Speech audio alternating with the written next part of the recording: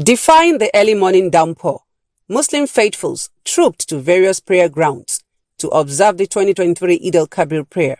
Those who live around Uselu area of Benin City, the Edo state capital, offered the prayer inside the S&T Army Barrack Mosque against the normal use of the open field because of the rain.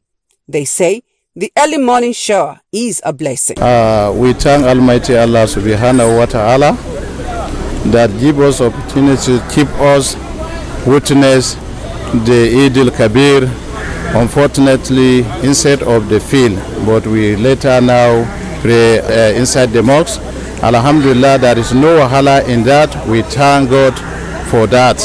There is no problem in that, but we open all that people turn up. We thank God for Almighty Subhanahu wa Ta'ala that give us that strength and the opportunities to pray and witness the prayer Eid al-Kabir successfully. So this is a sacrifice of blessings. So instead of staying at home, we have to come and receive the blessings from the Almighty.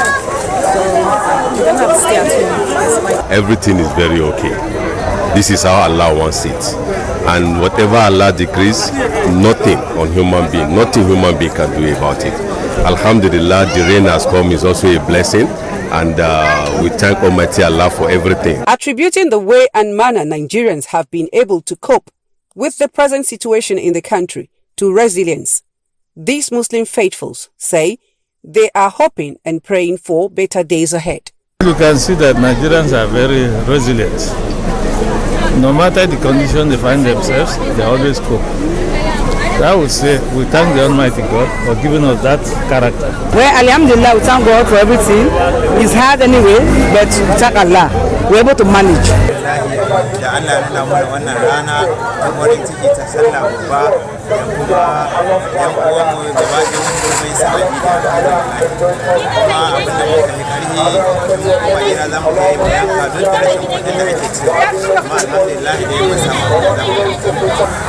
There is hardship, but what we need to thank Allah for giving us the life to see.